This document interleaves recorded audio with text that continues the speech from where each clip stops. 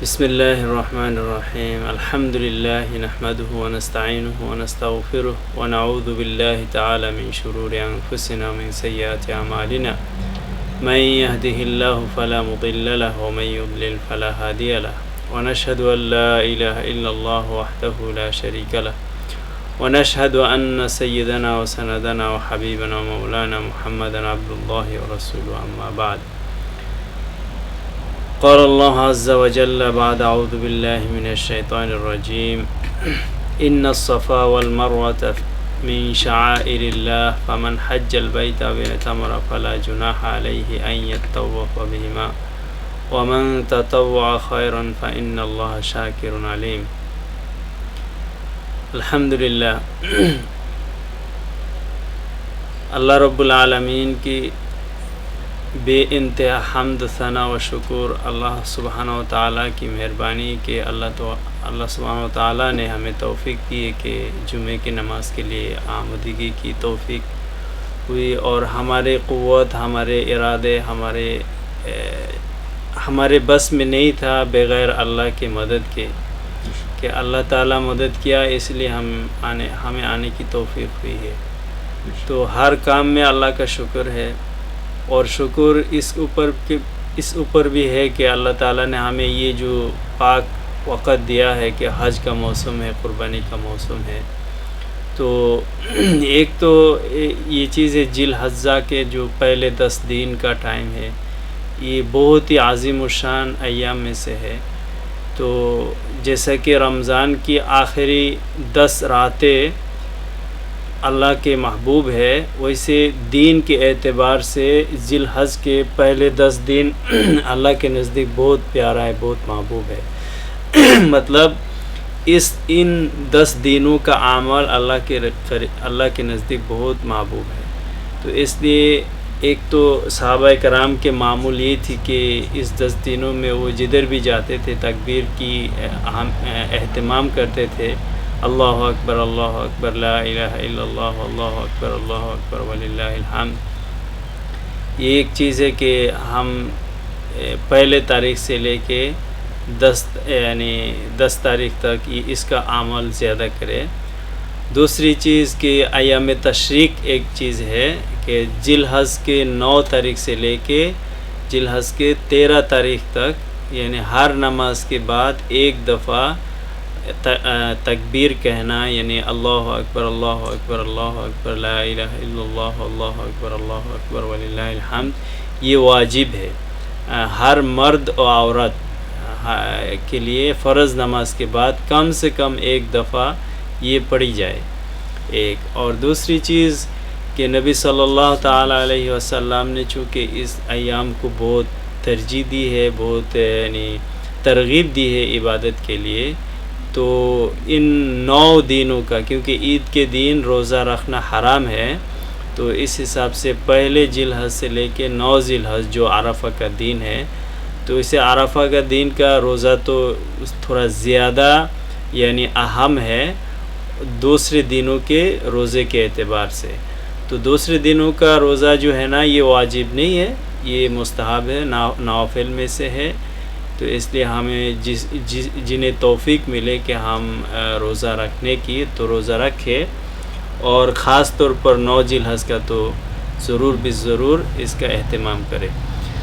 اور ان دنوں میں جو ایک ہے اللہ تعالیٰ نے جن کو توفیق دی ہے کہ وہ تو حج کے لیے روانہ ہو جائیں گے، اور ہو بھی گیا ہے. بہت سارے لوگ ادھر ہمارے لیے دعا کر رہے ہیں. ہم دعا کریں کہ ہمیں بھی اللہ تعالیٰ توفیق دے، جو ایک بار گیا ان کو بار بار جانے کی توفیق دے. حج کا جو عمل ہے یہ بہت بڑا ایک چیز ہے کہ عشق کے اظہار کا ایک بہت بڑا مہلت ہے ہمارے پاس.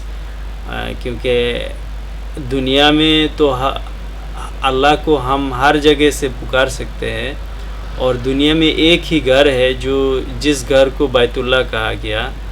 تو دنیا میں جس گھر کو اللہ کے نام کے ساتھ نسبت کیا گیا، اس گھر کا ایک عظیم الشان ایک مرتبہ ہے. تو اگر ہم ادھر جا سکے، اس گھر کو چھو سکے، اس گھر کے مالک کو پکار سکے، وہ تو بہت بڑی ایک چیز ہے.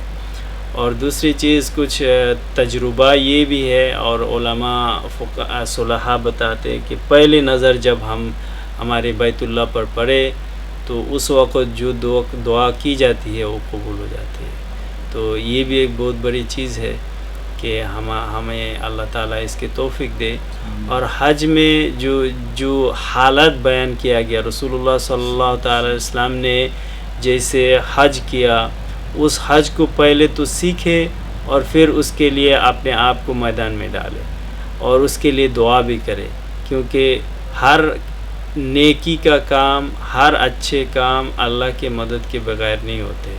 تو اور اللہ کی مدد کے لیے دعا کی بہت بڑی ضرورت ہے. ایک ہی چیز. اور حج میں جو ارکان ہے، حج کا جو ایک آداب ہے، بتایا کہ جو حج مبرور جس کو عطا ہو گئی ہے، وہ جیسے کہ آج اپنے ماں کے پیٹ سے جنا ہے، معصوم ایسے ہو جاتے. تو نبی صلی اللہ تعالی علیہ وسلم نے بھی ہمیں ترغیب دی کہ حج ہم جب کریں تو حج میں کچھ چیزیں بالکل بھی نہ ہوں، جو فلا رفث ولا فسوق ولا جدال، کہ کوئی فاحش باتیں نہ ہو، فسق نہ ہو، گناہ نہ ہو، گناہ کبیرہ نہ ہو. گناہ صغیرہ تو ہم کریں گے نہیں، گناہ کبیرہ تو سوچنے کی بھی بات نہیں ہے. اور پھر جدال بھی نہیں ہے، چونکہ ایک ساتھ ادھر اتنے لوگ جمع ہو جاتے ہیں تو ایک دوسرے کا خیال رکھنا بہت مشکل ہو جاتا ہے. تو اس لیے جو لوگ ادھر جاتے ہیں یا ہم جو جانے کی ارادے رکھتے ہیں، تو عمرے میں بھی کبھی کبھار اتنے ہجوم ہو جاتے ہیں کہ دوسروں کے حقوق کا خیال نہیں کی جاتی. تو اگر ہمارے ساتھ ایسا ہو جاتا ہے کہ کوئی ہمارے حق تلفی کی ہے تو ہم اس کو معذور سمجھے، مجبور سمجھے، اور ہم قصداً یعنی کہ جان بوجھ کے کبھی بھی ایسا کچھ نہ کرے کہ ہم دوسروں کے شدائد کا، مصیبت کا یا پرابلم کا باعث بنے. یہ چیزیں ہیں. اور کچھ چیز جیسے کہ جو لوگ ہم یعنی حج کے لیے اللہ تعالیٰ نے ہمیں نہیں پکارا، نہیں بلایا، دعوت ہمیں ابھی تک نہیں ملی، تو اہل یعنی وسعت لوگ جو ہے وہ قربانی کے عمل کریں گے. تو نبی صلی اللہ تعالی وسلم نے حدیث میں بتایا کہ سب سے اعظم، سب سے اچھا عمل، سب سے مقرب عمل یوم العید، یوم النحر کے دن نحر کرنا ہوتا ہے. جو اللہ کے نزدیک سب سے پیارا عمل اس دن 10 ذی الحجہ کا عید کے دن، کہ مجھے وسعت ملی ہے تو میں قربانی کروں. تو قربانی بہت یہ بھی ایک اللہ کے امتحان میں پاس ہونے کا اور اللہ کے قریب ہونے کا، اللہ کے عشق اور محبت ملنے کا ایک بہت بڑا وجہ ہے، سبب ہے. حضرت ابراہیم علیہ السلام یعنی جلیل القدر پیغمبر تھے، اور ایسا کوئی پیغمبر نہیں ہے جو امتحان سے گزرا نہیں ہے. تو ابراہیم علیہ السلام کو اللہ تعالیٰ نے ایک اعلیٰ مقام دیا ہے.